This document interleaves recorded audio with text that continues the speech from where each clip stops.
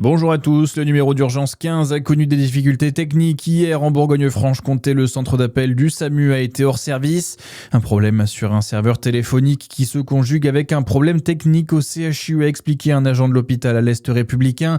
Un problème aussi qui pourrait se prolonger aujourd'hui. Les usagers sont invités à composer le 18 ou le 112 uniquement en cas d'urgence vitale.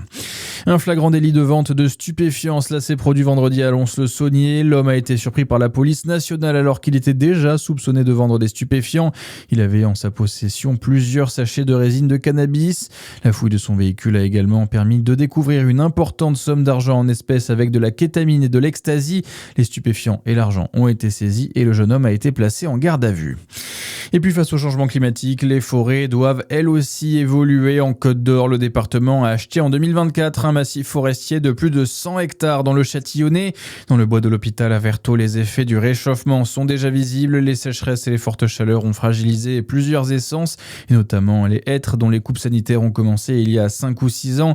Pour anticiper ces changements, 46 hectares ont obtenu le label espace naturel sensible avec un travail mené avec l'Office national des forêts, Zachary Brault. Oui, pour rendre la forêt plus résistante, l'ONF et le département misent sur une gestion plus diversifiée. Plusieurs modes de sylviculture vont être testés sur le massif, la futaie régulière, la futaie irrégulière, mais aussi des zones où la forêt sera laissée évoluer plus naturellement, comme les îlots de sénescence ou de vieillissement. L'objectif est de ne pas dépendre d'un seul modèle et de répartir les risques face au climat.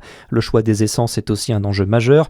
L'érable à feuilles d'aubier, le tilleul, le cormier ou encore certains chênes sont étudiés pour leur meilleure résistance au manque d'eau et aux fortes températures. Ces expérimentations doivent permettre d'identifier les arbres les plus adaptés aux conditions de demain. Avec ce projet, le département cherche à construire une forêt plus résiliente sur le long terme, mais les forestiers avancent encore avec des incertitudes, car l'évolution du climat reste difficile à prévoir et les résultats de ces essais demanderont plusieurs années d'observation.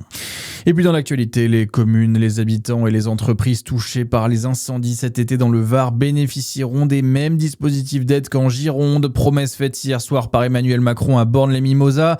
L'incendie dans le massif du Gros-Bessillon a été le feu le plus long de l'histoire du Var, selon le président, qui a aussi tenu à rendre hommage aux 4 pompiers décédés depuis le début de la saison.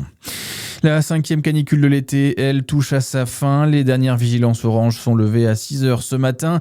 Et puis 6 départements étaient encore concernés: l'Ardèche, les Bouches-du-Rhône, la Drôme, le Gard, le Var et le Vaucluse. Et puis c'est le grand jour pour Sophie Adenau, un jour historique. L'astronaute va devenir la première femme française à effectuer une sortie dans le vide spatial. Une mission qui va durer plus de 6 heures afin de remplacer une antenne de la Station spatiale internationale. À suivre votre météo sur Fréquence Plus.